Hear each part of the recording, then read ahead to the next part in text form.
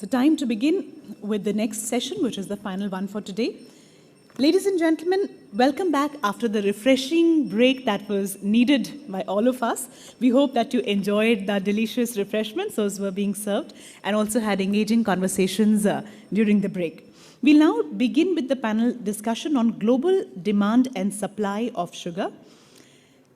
The moderator for this session is Mr. Kiran Wadhawana, Director, Comdex India Limited.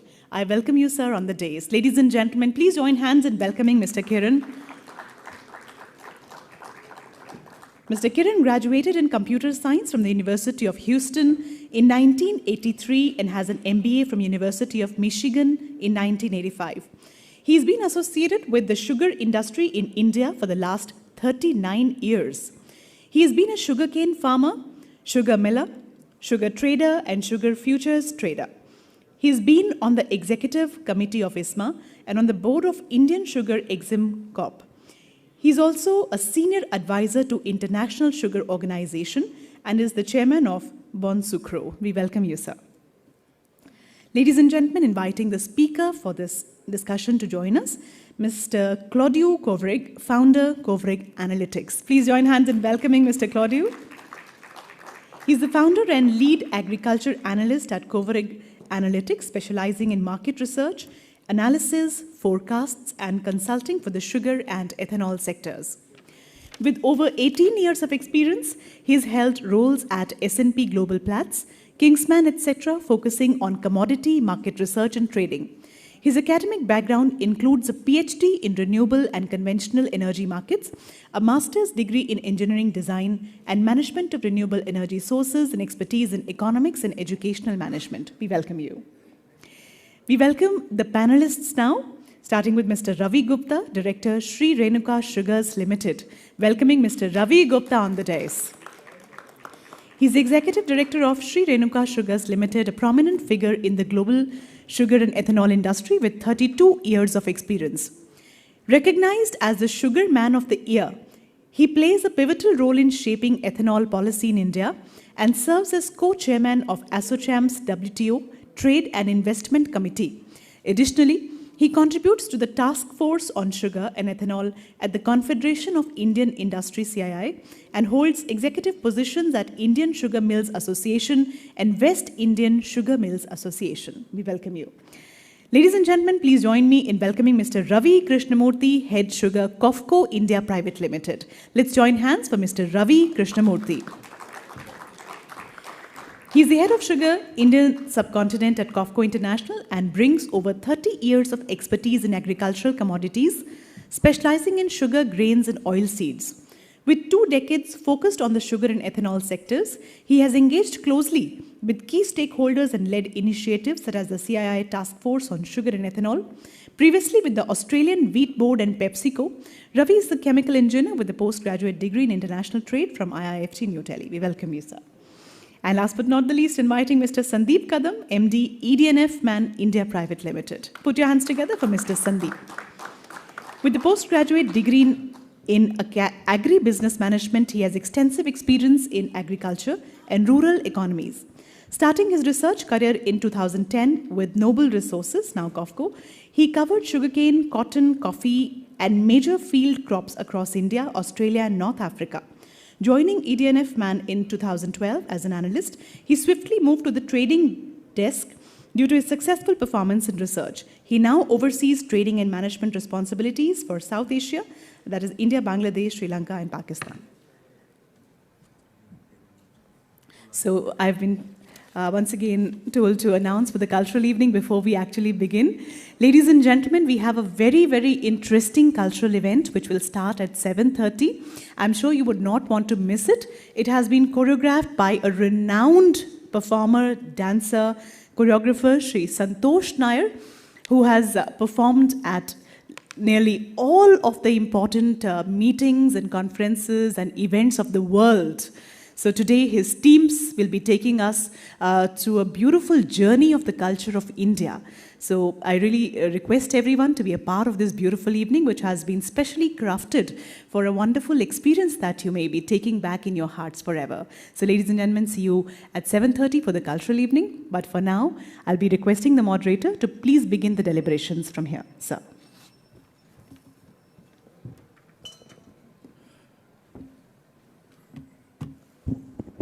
Good evening, everybody. We come to the last session of the workshop today, and I'm sure most of you are tired and wanting to get out. So we will keep it kind of brief, but it's an important issue that we are talking. It's about global demand and supply of sugar. This is what actually pays for the sugar, and that is how the whole industry, whatever we do, is all because of the price that the millers receive for the sugar. So it's a very integral, important part of the whole ecosystem that we've been discussing this morning, today. So I would like Claudiu to come and give his presentation on global supply and demand.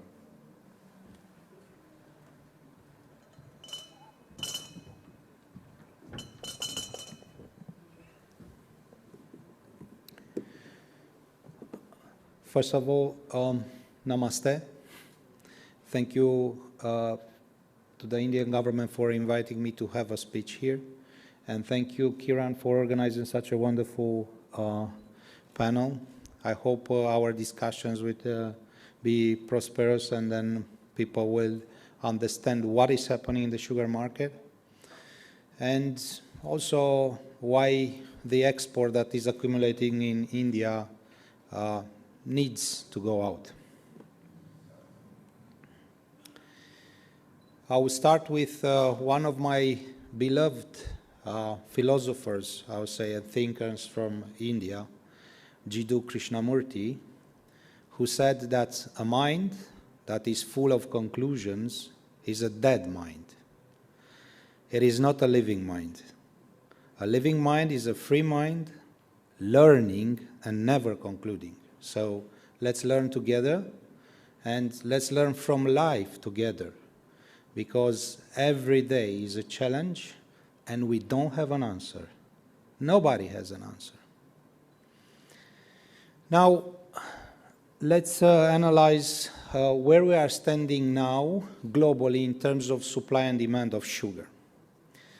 The actual expectations, after crunching all the numbers, all the possible scenarios for the future, we see the world in a 3.2 million tons of surplus now. Now, this surplus part of it is locked in. We are sitting on huge stocks in India, and the stocks are accumulating, and probably at the beginning of next crop, there will be somewhere around 8 million tons. But these stocks, they don't go out. We were sitting on big stocks also in Pakistan that let only about 150,000 tons of sugar to go out. We are sitting on stocks in Europe, in the United States. So these are reflected in the numbers that I present now. Doesn't mean that they are operable stocks, because they don't really hit the international market. Now, the next season seems to be in balance. It could easily switch into deficit or into surplus. It depends on the monsoon. It depends on the Thai crop, because Thailand is very important now. It depends on the Chinese crop and then on the Brazilian crop, how the Brazilian crop will finish. But we will touch this subject. Now, if we compare these estimates with the April expectations, we see that more or less the surplus this year was there, also in April, but in April, the next season seemed to be in a deficit. Okay, now 2 million tons in terms of sugar deficit for the world is not a big deal, okay? It still looked a bit balanced, but in a certain deficit. And why it was in a deficit? Because we had the acreage in Thailand, but we didn't know if the weather will arrive there. We didn't know that the monsoon will be good in India. We didn't know many things. So then the weather played a role. Moreover, we didn't know what will happen also with the Brazilian crop. So now we have more cards in the hand. So this deficit that seemed to be in April, it's shrinking a bit to a balance. The balance situation is the most dangerous one, I would say, because immediately can shift back into surplus or in deficit. What bearish risks we have to these scenarios? So the first scenario in terms of bearish, okay, we can imagine for Thailand producing 1 more million tons of sugar that in the scenario.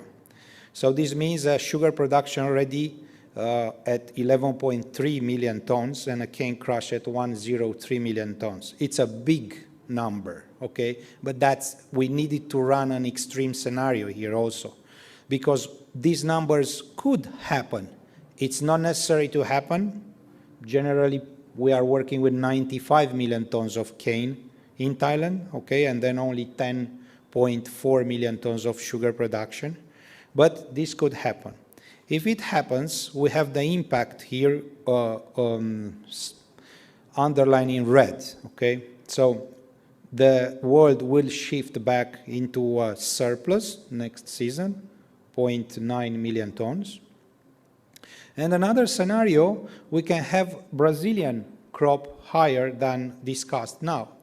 Everybody now is cutting the number for Brazil. Is cutting the number because of lower mix, so on and so forth. But the problem is the end of the crop, the tail of the crop. And then the tail of the crop, everybody is working generally with a lower number on year. And the lower number on year means 50 million tons of cane less, okay, for Center-South Brazil. This is a big number. For the rest of the world, it's even bigger, right? So if it's 50 million tons less, this means we are losing a lot of sugar. But what if it will be only 40 million tons less or only 30 million tons less? Nobody knows. It was very dry in Brazil, but cane is resilient, okay? It's a resilient plant. We can have a surprise. That's why we can have also a bearish scenario for Brazil. This means if we combine the Brazilian bearish scenario with the Thai bearish scenario, we can reach a surplus next year of about 1.3, 1.4 million tons of sugar. A bit lower on year, but still a surplus. Now let's go to analyze a bit the production trend. Production increased and then it reacted to prices. There was a price increase seen, and then there was also a production increase. It's simple. Now, there was a price decrease. Will we see a drop in production? Okay, now you will see that is a bit more complicated. Why? Because the weather plays an essential role here. Okay, the weather has been good for Brazilian crop last season. That's why we had a tremendous crop. Will it be the same this season? We don't think so. Okay. Then India, the acreage is lower in many regions of Maharashtra and Karnataka. Now, what you lose on acreage, you can gain on yields, but we are still far from knowing where the yields will stand. So generally, on the global picture is that we will have a 0.9% drop in production. The other chart presented on the right-hand side shows consumption trend. Okay, people will start to, let's say, jump on the number and say, yeah, maybe we didn't have this kind of increase in consumption, maybe it was lower. But roughly, what is important is that consumption follows a linear function. I will not say a logarithmic, but a linear function. There is an increase in sugar consumption every year. There was only 1 year when consumption went down. It was the year of COVID. That's it. The rest, there was nothing, no prices will have an impact on consumption, on sugar consumption. Maybe it will increase less, but it will increase because we are more and more on this planet, okay? So probably a 0.91% increase in sugar consumption globally in 24-25. Okay, so consumption again will reach a new peak. If you want it or not, it will reach a new peak. And here I will add on that, and I know that José Orive fought a lot for that, but we see more and more articles now in the press underlining the fact that sugar is not so bad in terms of consumption, but the sweeteners are. And part of them, they create cancers, and then this is proven by scientific articles we don't talk about. So then people probably will come back now into sugar, right? Why would you take aspartame? Yeah? So consumption will be there. Now, South America, okay, is feeding the world. We know that Brazil is the biggest exporter of sugar in the world. And then we have a surplus in the Americas. If you add US and NAFTA plus South of America, we have a surplus there, and we have an exportable surplus also there. But the thing is that Brazil witnessed a very good crop last year, which probably will not be this season.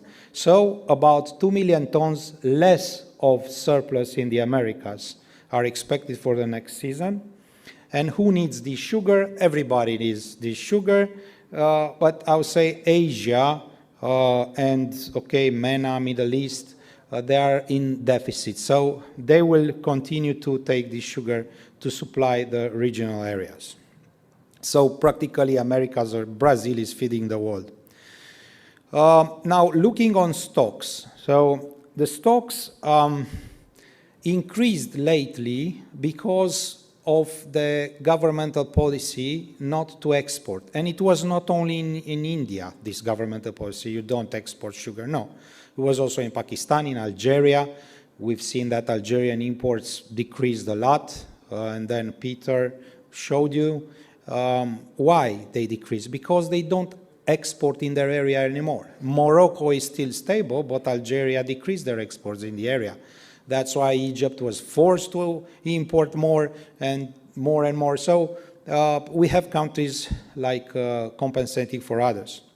But what will happen to the stock-to-use ratio, which this year witnessed at the end of, let's say, September, is forecast to witness an increase to 46.1%. It shall decrease next season to about 45.4%. So the world will eat from stocks. Now, the rose exports availability is expected to drop from 43.6 million tons worldwide to 41 million tons. It is mainly related to Brazil. Indian exports on the rose side, India doesn't play a role now.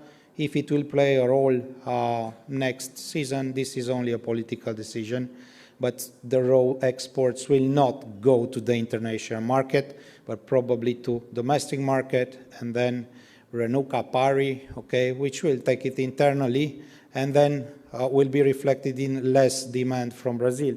But this is a long way. Probably it won't happen. We don't know.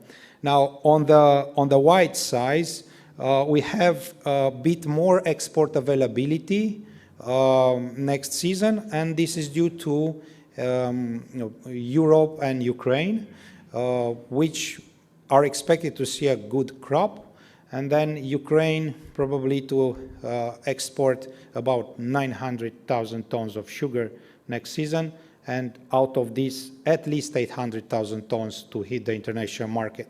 Europe to grow from 1.1 this year million tons to about 1.6, maybe 1.7, if the price makes sense.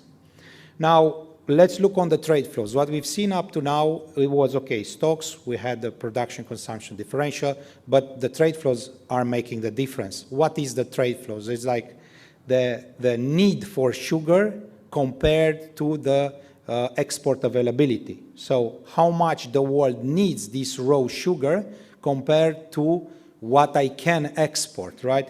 And then these raw sugar net trade flows show us that we are in a period of surplus. So probably we'll see some pressure on prices coming in July and August. And then we see that they move to a deficit when Brazil is out of business, because Brazil will stop crushing. probably in December, and then Brazil will diminish the stock, so the main exporter of raw sugar will not be there anymore. That's why we have a deficit in Q1 and Q2 on raws. The thing is that on the white sugar, we have a different situation, okay? So the white premium shall probably shrink further for the white premium for March. You see here we are in balance now because the lack of crystals, which is low quality whites, is compensated somehow by high quality whites and by tolling refineries that are putting sugar into the international market. But we will see then a spike in kind of European exports, and then Q1 looks to be in a surplus of white sugar. So we have deficit on raws, surplus on whites. This means that, shall we see the white premium at 75? The Indian crystal whites are still needed next season, so that's not bad news, because if we look only on the crystal whites trade flows picture, crystal meaning low quality whites, it's still needed, okay? So the world needs about 400,000 tons of crystal sugar in Q2 25, and also about 400,000 tons in Q3 25.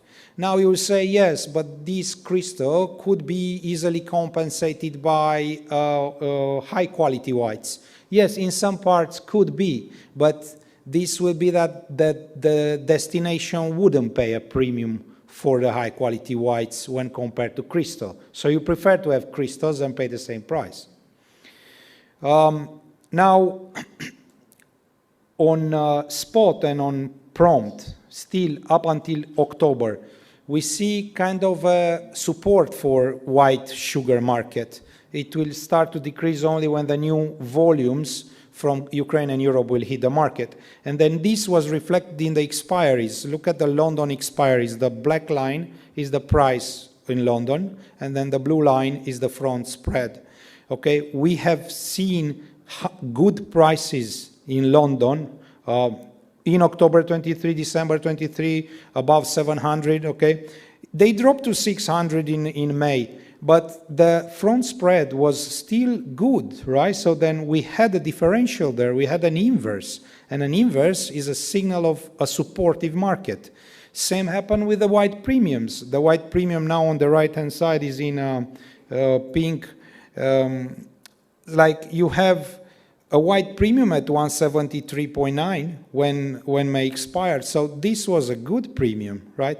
Also, the white premium now on front is kind of supportive. This tells us that the world still needs white sugar, and then the demand is there. So we have a supportive part up until October. Now, this is the October white premium. The chart was done 1 week ago when I sent the presentation. We had a bit an upside in the black line here, but it looks a bit subdued, yes? So it could be supported a lot. Maybe don't jump to whatever, 170, but there is room for October white premium to go higher. Instead on March, next season, you see there is not much correlation with what happened last year. With the red line is what happened last year, black line is what happens now on the right-hand side.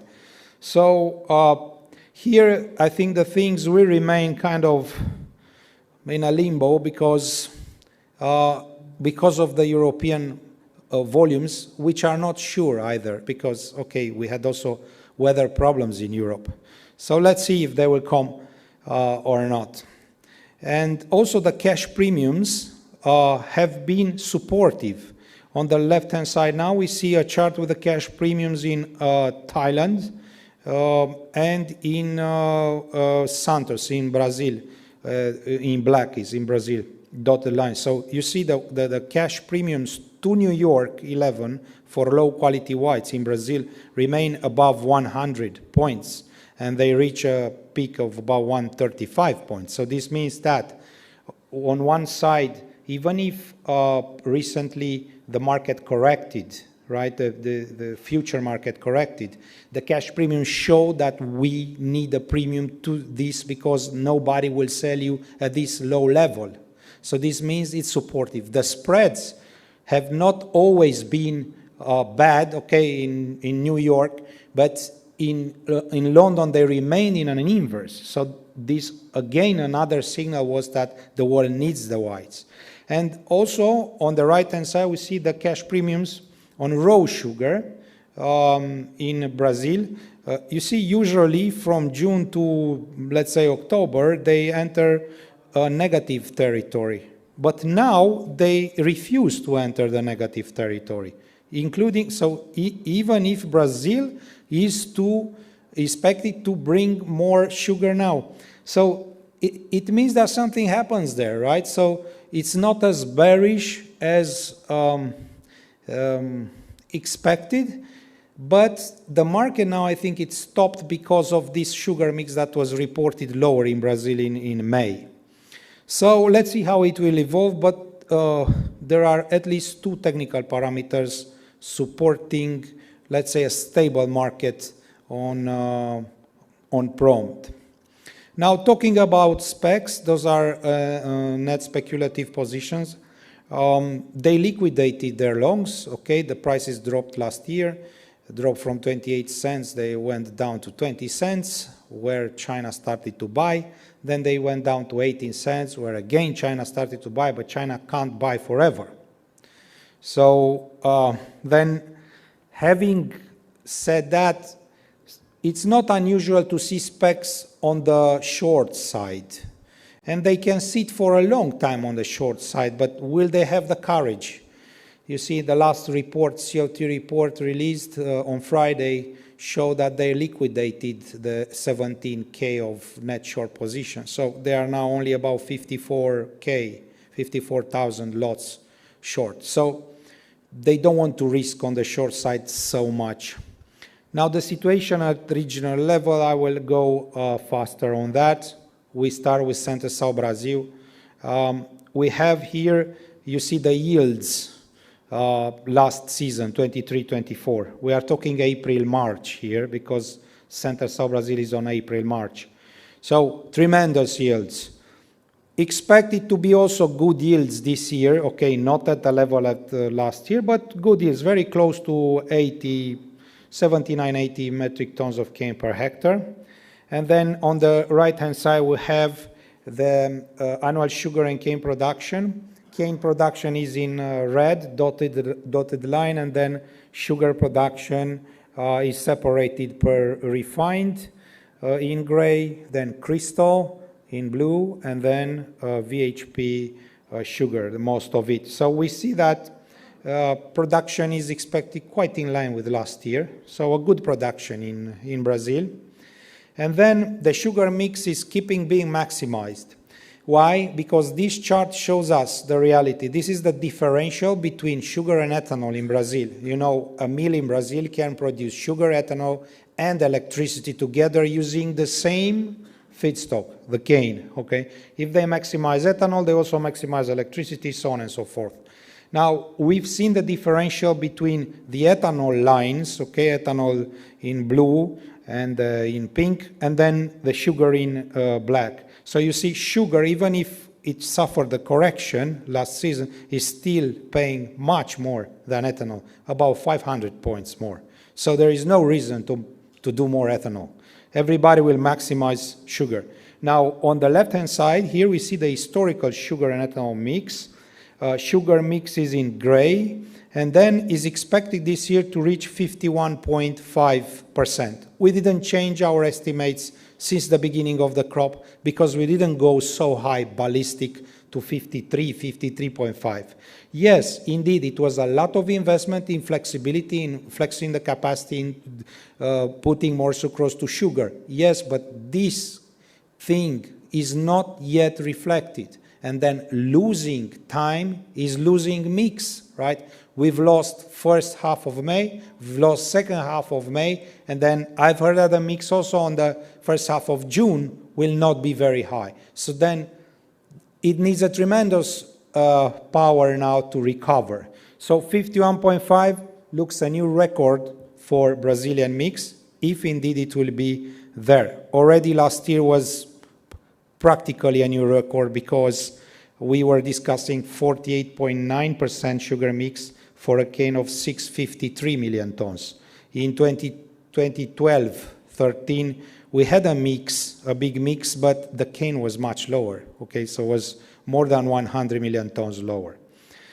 So mills did investments, and then here we see the fortnightly mix on the middle of the screen, how we expect it to recover. So we should see a recovery from July.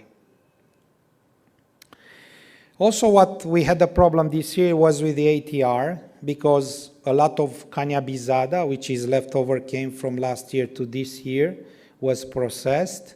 And then, of course, when you process an old cane, you have impurities, and then you cannot maximize the ATR, which is the sucrose in the cane. But I've heard that from July, yes, this will go better, much better, because caña bizada will be finished, and then new cane will really be crushed in integrity. So let's see if it will be true or not. Those are the estimates that we have for Brazil: 603 million tons of cane, 51.5 mix, and then ATR maybe at 139 point something. Let's see if it will recover or not. What meaning this is that we have an impact of about 1 million tons of sugar less from last season.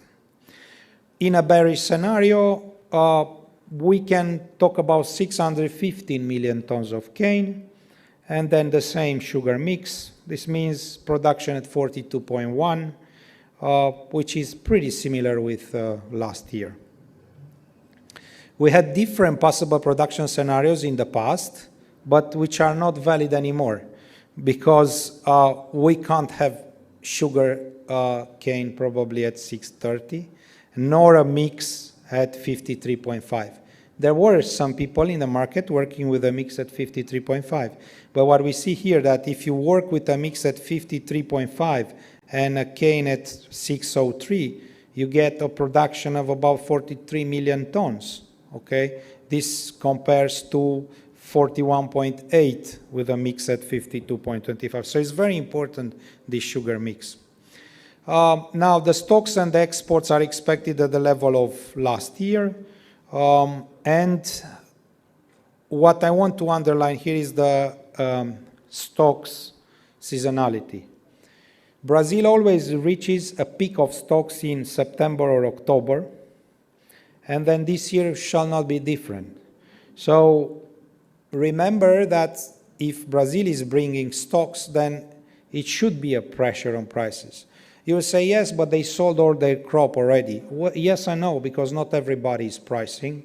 And then there are still some flexibility remaining from the mills that they don't price their sugar, right? So stocks, big stocks in September, October, probably a bit lower on the year, but if you have stocks in Brazil of 13.5 million tons in October, that's a big number, right?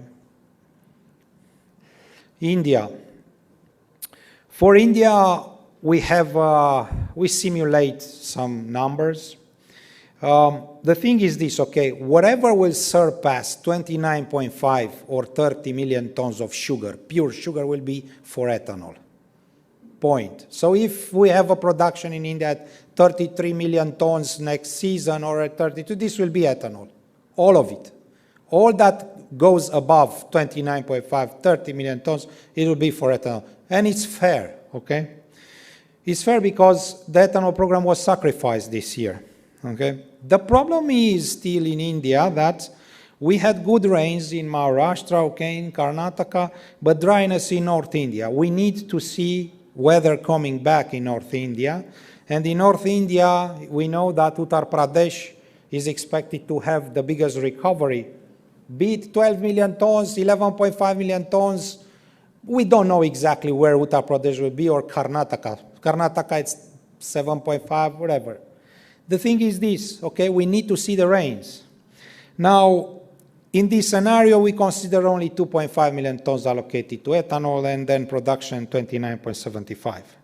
Now, the thing is exports, okay? This I want to insist a bit more. So there is a possibility to have exports in 24, 25, okay? There is a possibility to have this year, but maybe it won't happen, unfortunately. And then this scenario that I present here includes this, okay? 1 million tons of official export quota for next season, 24-25, 70K or 100K official quota to Bangladesh, Nepal, 0.75 of alternative white exports. This is millions, so alternative meaning sugar going to Bangladesh and not recorded. It doesn't matter how it leaves the territory, it leaves the territory, right? We cannot consider it into domestic consumption because we already have a consumption for Bangladesh. And we cannot close the world balance. So it's alternative exports. Now, some sugar rose in bags, Brazilian, that happened this year. And then tolling refineries, let's say 2.15, 2.2 million tons of sugar, maybe including also some sugar tolled by the mills. Now the thing is this, okay? We are talking that India is not exporting, but India is exporting, just that is not officially recorded, right? And here we see that raw sugar exports were of about 500,000 tons. This is not Indian sugar, it's the Brazilian one coming, packed here and sent to Kenya and whatever in Africa. Then we had white sugar exports also, let's say of about 3.1 million tons, but this is including the tolled sugar and the leaked sugar. So for statistics, India is still exporting. If it's not the sugar, if it's not Indian sugar, it's Brazilian under another form, or if it's smuggled, that's still exports, okay? Next season, according to this scenario presented, there is room for exports without affecting the stocks. So, as you see here in the last chart that I showed, we had very low end season stocks in 22-23. Okay, we were at about 4.3, 4.5 million. Others, they had these stocks calculated higher, but I think we were among the lowest. Okay, so taking this lowest initial stock for 23-24, we reach, and taking out the alternative exports and everything, we will reach about 8 million tons of sugar at the end of September. It's 8 million tons. India needs only 6 million tons in September, end of September, okay? So it's already 2 million tons higher. If we put the scenario that I added here, with 1 million tons only of official exports in 24-25, and also considering 750K sent to Bangladesh, this means that India will finish with 7 million tons in stocks at the end of next crop. So it's not a bad number. Now, we have a lower side here because Bangladesh might reduce the imports from India in case New York goes back to 18 cents. If New York 11 goes back to 18 cents or even to 17 cents, Bangladesh will take Brazilian rose and we make working their refineries. It's cheaper than taking Indian. So then it will be even a surplus from this. Another thing that we will have, it is the pipeline in India, which is quite fat, estimated by some at 2 million tons. If the pipeline is fat, then will you carry this volume next season when you already finished this season with 8 million tons in stocks? No, it will reduce. So we might have a surprise next season in India that consumption is negative. The normal consumption growth is about 500K per year. I agree on that, maybe even more. But if you take out the pipeline and if you take out some alternative exports from Bangladesh, you will have negative growth next season for consumption. What would you do with this sugar? Which will show off in statistics, right? So it's better to export now. because next season it will be a crowded market. In Q1 you will have Europe. Thailand production is expected to recover from 8.8 million tons to 10.3 million tons. It's a bigger acreage in Thailand. No doubt it's a bigger acreage. Cane pays a lot. But we don't know the yield. Okay, we expect higher yield. So Thailand will come with extra sugar too in Q1. What sugar will bring, it depends on them. But firstly, they produce rows. Because when you want to crush, and then do some export quickly, you do the rows. Then they have time to change their mind because they have remelt. What is remelt is after they crush the sugar, then they think about in the extra season from April on, hey, is it worthwhile to do whites now instead of rows? Okay, if the white premium pays, then they will maximize remelt as it was the case for this year.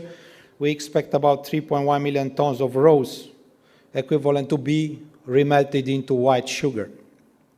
So Thailand will also come to the international market. China, there is a production recovery in China. I've heard about at least 500, 600,000 tons on year recovery. Acreage is higher in Guangxi. In the month of April, I've been there. They had a conference there. I did a crop tour there in Guangxi, and then I saw that, yes, indeed, they are alternating crops, but the sugar cane was higher. In the northern part of China, they have beet sugar, and then beet sugar surface is also higher. So production in China is getting better. So this means that China probably next season will need a bit less of imports compared to this one, because this season they already probably fixed about 5 million tons. Let's say with whatever they will fix up until October, it will be about 5 million tons of sugar, and then they have this sugar syrup in another form coming from Thailand, which enters in premix and powder coming into China and paying no duty at all because Thailand is in the Asian agreement. So China will be fine. Bigger production, exports, imports higher this year, also imports from powder from Thailand. So, okay, next season maybe they will ask for less sugar. We have here the China raw sugar imports. And Indonesia also, they generally did the import licenses for this year. Maybe more will come. But you see, there was a kind of a recovery in imports because also sugar prices worldwide were lower than last year. So 5 million tons, 5.1 for this year and the next one in Indonesia. The EU balance now. So what is with the EU? Everybody talks about EU. Where is the balance? What is happening in the EU? Now, in the EU, we have like this, EU 27 plus UK now. We put it EU 28, okay? The recovery is both in the EU 27 and in the UK. But we have to understand that UK is always in deficit of sugar. They always take some sugar from European Union, EU 27, or from abroad, Australia, newly now, or Brazil to refine it, so on and so forth. So where shall be the production deducting the ethanol? We don't have ethanol in the numbers here.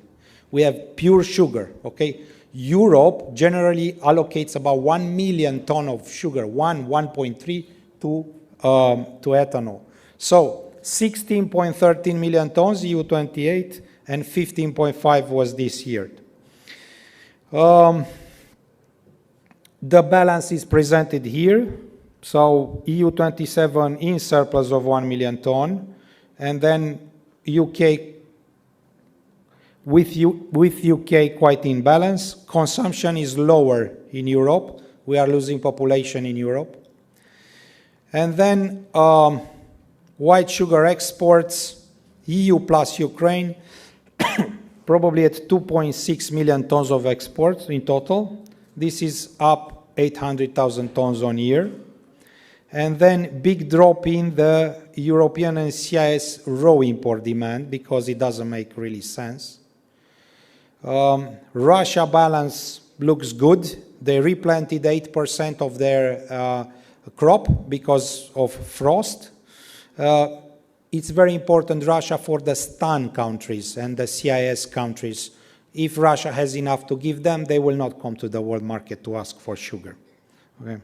Good production in Russia.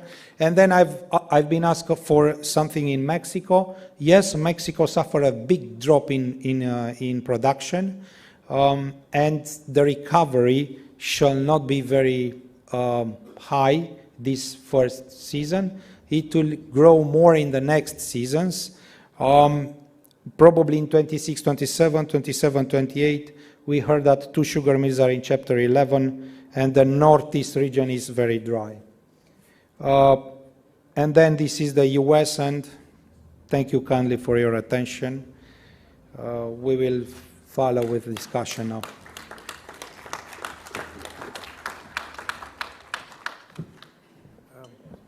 Thank you, Claudiu. And it is interesting to see your data more on India, because I think most of us understand India a lot more here. There are areas where people might agree, might not agree. So I'll just ask the panelists what their views are. And I'd like to start with Ravi Gupta, that, the views expressed by Claudiu is that we have a very strong demand for Indian sugar in the immediate sense. What are your views on this? You put me in a spot initially, so... Anyway, so this answer is between should and would. So whether India should export or whether India would export. So I'll divide this question into two. As far as should is concerned, you see, we added more or less 3 million ton of stock this year, 32.2 kind of production, 29.2 or 29, whatever the number be. Monsoon has been excellent so far, because in spite of the deficit monsoon, which you would have been reading, the monsoon rains wherever it was required was very good, particularly in Maharashtra, Karnataka, Tamil Nadu, where the reservoir level were very low, rains have been good. Little bit deficit in northern side, but the monsoon has started moving. So assuming that we have a normal monsoon, again we are into a surplus situation in next year. And my personal view is that India should not build up stocks, because if all goes normal, the year 25-26 will look heavily surplused. Because if the monsoon is normal, there will be more planting this year, and in 25-26 we are back to 40 million kind of situation. So there is no point in adding to the stocks and not reducing stocks. And also the exports are important, because what is hidden in this year is around 500,000 ton of Kansari exports and alternate exports, as you call it, which is to Bangladesh and everywhere. So that is also now 1.2 million. But next year, given the scenario which Claudiu has projected, there may not be a margin on these exports, neither on Kansari and not on these alternate exports. So that will sit into India, making the domestic prices heavy. So there is a reason that we should kind of look at exports, and industry has already demanded it. And that export should come before the EU or Thailand crop comes in, so that we can get a better realization. And to the second part of the question, whether India would export, I think we have two of the very senior officers here, Mr. Joint Secretary and Chief Director Sugar. I think you catch them during the cocktail and dinner, and maybe they will tell you whether India would export. That answer I will not give. Thank you, Ravi. Interesting insight, and obviously anybody wants to ask about exports, I think you have the two senior officers around who can give some insight into it. Moving on to Ravi Krishnamurthy, Claudiu talked a lot about this alternative export of, in other words, smuggling into Bangladesh. He's tried to quantify something. Obviously, it's very difficult to verify these numbers. Ravi, what is your view on this real, around India, Bangladesh, and all these consumption going from here? I think as what you said, it's very difficult to quantify it, but I would like to basically view that particular flow in a different way. Looking at Bangladesh, they have a problem of hard currency right now. The imports, the regular imports every year has been about 2.2 million tons of raw sugar. What we are seeing so far, looking at the trade flows into Bangladesh, is we are now predicting it could be in the range of about 1.7 million. We are not hearing of any consumption loss on the ground so far in Bangladesh. So where is the sugar coming from? So we did a small exercise to see that most of the rake movements from going to the northeast of India or towards Bangladesh, looking at the pattern in the past number of years, and has there been increase in that? So in a short duration, which is last year from like September onwards, we saw a 30% increase in the volume for that region. So it's a kind of a logical reasoning to say that the normal consumption increase is say 4.5%, looking at India's GDP growth, etc. And if you net off, say approximately about 25% should be the excess sugar, which has gone somewhere. Now, of course, we have no real idea where it has gone or how it is going. But yes, so we think to Bangladesh itself, there's a possibility of anywhere between 500,000 to about 550,000 tons is a possibility, which we are seeing is the movement across the border. So these numbers are more or less similar to Claudiu's, about Claudiu's talking 600K. Yeah, but his number is total, which is Nepal and everything all put together. So I kind of agree with what, I'm not sure from where he's got his numbers, but then this is what we have, kind of as a logical part of the numbers. But the other question is, then assuming that New York and London come down to 18, 19 cents, I mean, pretty much where they're now, do you see Bangladesh going out and importing from Brazil because of the currency issues, or will they still, can we still budget another 600K into? I personally think that the currency issues are remaining there, so that is a big constraint. Even if New York goes down to say 17 cents, we can't really see the banks giving the lines and limits very easily. Having said that, I think the driving factor would be the local prices there. If you compare the local prices in Bangladesh today, it's approximately equal to about $1,100 to $1,150 a ton. And we have the Indian prices where they are, which comes to close to $600 towards the northeast of India. So if you just apply the law of gravity where, you have the flow, where it has to go to the logical direction, the spread is really big. It's close to between, I would say, about $500 to $600 a ton. So the incentive is there, the environment is there, so I don't know. It's a tough one. Okay, interesting. Now coming to Sandeep, you've heard Claudiu's details on European Union. Do ED&F man agree with those numbers? Do you see an increase in EU, and you see in EU sugar coming into the world market and depressing the white premiums that are there today? Yeah, actually, as far as the estimates which Claudiu shared, we are not very far from there, but we have a small downward number to what he has, probably in the range of 200,000 tons. But there's also a probable downward flag to it of another 300,000, because recently there have been quite wet spells in major producing areas of Europe, be it Germany or France for that matter. And as you mentioned that we all are very familiar with sugarcane as a crop being grown in this country, beet particularly is very sensitive to any weather event, including the pest also.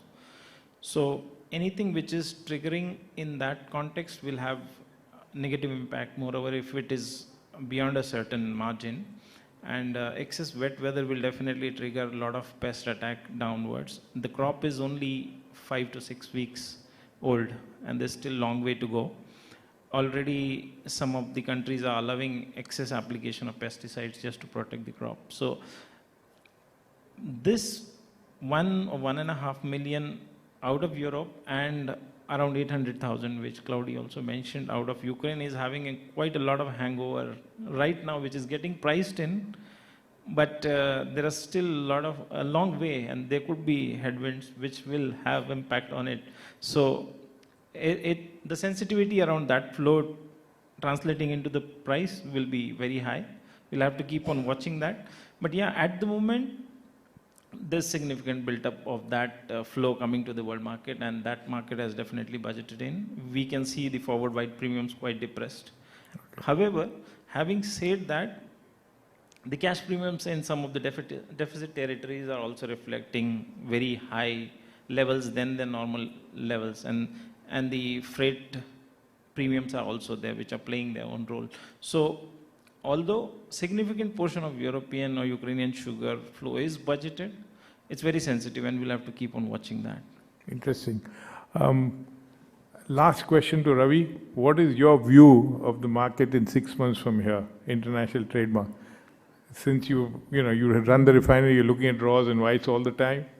I want Ravi Gupta, I guess, because he's doing the refinery. He's running. I was presenting the mic to him. Sorry, we have two Ravis. I meant Ravi Gupta.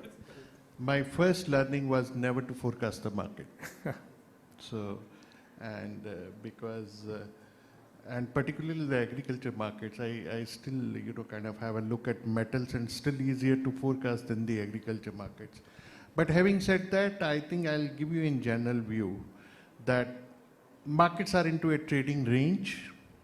It can go either which way. As Claudiu very well presented, in fact, I saw a couple of people were sleeping, but they really missed the presentation which Claudiu made, and it was a wonderful presentation he did. So the markets are quite balanced, in way. And what the market has done, they have discounted the future crops. So today the market is trading that the Brazil will be X production, EU will be X production, Thailand is X production, India is X production. But if the weather is not normal, the market can run on the other side. But if the weather is normal, it can again turn back. To give you a perspective, today the ethanol parity in Brazil is still below 14 cents. So in a surplus market, what will be the function of the market? To come close to the ethanol parity, which is the lowest parity, and sugar prices have a room to go down. But if the weather is not good, let's say in EU, as Sandeep just pointed out, weather not good in Thailand, India, if at all gives any surprises, then the market can turn back. But today, the scenario of the market, and we look at the funds position, and we look at what Claudiu has presented, the market seems to be more on the softer side than on the harder side. All right, thank you. Any questions now from the audience? Anybody? Yes, Harsh, please. Thank you, sir. My question is to Claudiu. Thank you, Claudiu, for the wonderful presentation which you made. I think you taught us Indians more about India than we knew before it. So my just small suggestion and your views on that we have been talking about a surplus building up in India, but to what extent is the surplus building needs to be seen from two perspectives. One is the growing consumption. So basically the 6 million tons of stock use, is it enough, or should we see it from the perspective of how many months of consumption of stocks you need to keep the food security in India? Second is on the ethanol perspective. If you are shipping out sugar from the country, so aren't you shipping out ethanol from the country indirectly? And with the surplus of 1 million ton which is left, what number you are using for ethanol, and whether we have that scope of bringing that 1 million tons which you are saying which you would export today has the potential to go back and bring the ethanol blending program back on track, which it has lost in the last year. Thank you, Harsh, for your kind words. Now, those are all scenarios, and then as I presented in the beginning, we have to learn together, right? Learning together, again, I want to underline one thing. These alternative exports to Bangladesh are taken for granted. But we've seen in the news a lot of problems, okay? People got shot, killed. So I don't think this smuggling will continue at these levels. And we've seen this in China. This happened in China when from Myanmar and from Vietnam, and in the past, they managed to smuggle about 2.5 million tons of sugar per year. And then now they are less than 100,000 tons. Why? Because everything shifted, everything changed. There was border controls. The state took this kind of thing. There was then the sugar syrup coming into the country. Will Bangladesh find another way of dealing with these kind of things? Yes, maybe they take also sugar syrup. Who knows? I'm just putting these things here loud. I don't think it will be easy from now on to smuggle sugar to Bangladesh, because everybody knows in India and will point out with the finger on India, hey, how can you leave this happening, right? So this smuggling will go lower. From this point of view, we see stocks build up. Now, on the other questions on ethanol and on this, I remember when I was with Suk then, long time ago in Geneva, there was about an ethanol program to be built up in India at that time. And then it was very hard for international companies to participate in the tenders, and there were many conditions. Now the situation is more relaxed. And since that time, there was a discussion on why not India taking, instead of, okay, take the petroleum and refine it or whatever, why not taking directly the ethanol if it's cheaper, right? In this way, we finish with a burden. So in my view, even if you put a mandate on ethanol here, 20%, whatever, 25%, put it, you should be also open-minded and say, yeah, maybe from time to time, we will be forced to import some cubic meters of ethanol. It's not a big deal. India imported sugar in the past. Nobody wants this, of course. But if you take this volume, not from the potential production in the country, but from oil, it's still an added thing. Because you don't do anything. You spend the same dollars on imports, be it on oil, crude oil, or on ethanol. You see, so these things could happen in the future. Because when you have a mandate, you have to stick on it. We've seen this happening in United States, taking Brazilian. Okay, they need Brazilian, they don't need Brazilian. But the Brazilian sugar had a lower CO2 impact because it's from cane and not from corn. And this happened also in Europe. Europe imported ethanol from United States, from Brazil. So when we are going forward with these plans, we should also think about these facts that at a certain moment in time, we will have to face. Ravi, you want to add something? Yeah. Only thing I wanted to say about this India running its fuel ethanol program on the imported ethanol. I'm just stating my point of view. You see, the part of Indian ethanol program mandate is also not only the carbon footprint, it is also the farmer welfare as well as energy security. So by importing ethanol, we do not get into any energy security. We do not do our farmers' welfare. So that is something which has more wheels into it. It's not like US or Brazil, where they have surplus, and the surplus they are exporting. So that is why they have run the program. Our intention of Indian ethanol program is with multiple objectives. It is one, of course, climate. It is also farmer welfare. And it is also for the purpose of energy security. So with imported ethanol, it all doesn't get met. So as an industry, I thought I'll just... Yeah, I agree with you, Ravi. I think that's very clear. The mandate government situation is very clear. I can't see any imports. Any other question from the... Yeah, yes, ma'am.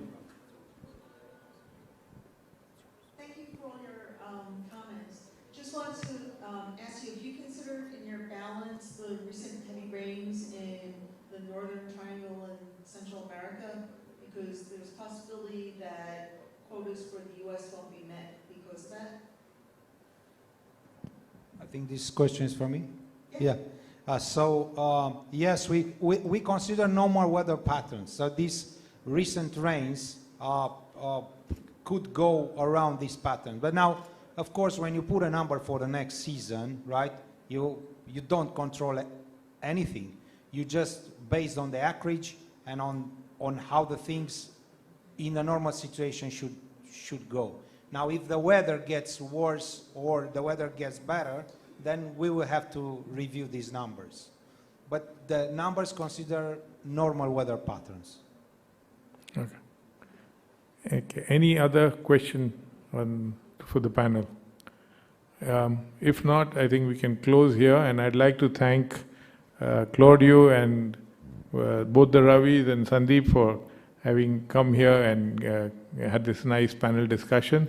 As again, I would like to announce 7:30, we have the cultural program, and I would like everybody can come back. I mean, you have enough time to get home and back. Thank you. Thank you all.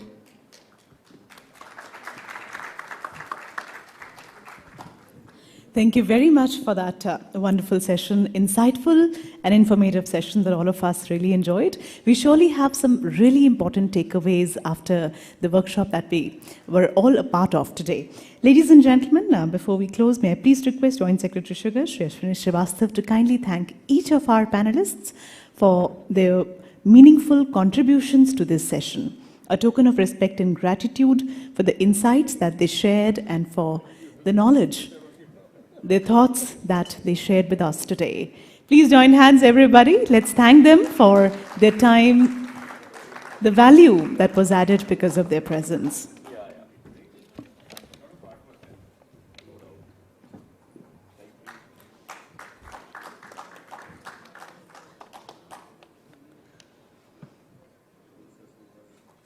Thank you very much to each of our speakers for sharing their insights. We thank the moderator, Mr. Kiran, for conducting this session really well. With this, ladies and gentlemen, we'll now have a group picture, and we'll also be concluding today's meeting on sugar and biofuels, emerging vistas. Government of India expresses its gratitude to all the delegates and hope that the day must have added to your professional skills and the understandings, as well as all of you may have got some new friends and connections. Now, let's have some time for ourselves, and we eagerly look forward to give you a glimpse of Indian dance, music and culture at today's cultural evening at 7:30 p.m. in Audi 1, which is at the same level wherein we are now. So 7:30 we are starting. The evening will be followed by dinner. All the delegates are requested to be seated by 7:10. Thank you, ladies and gentlemen. We'll see you at 7:30. The request you to be seated by 7:10.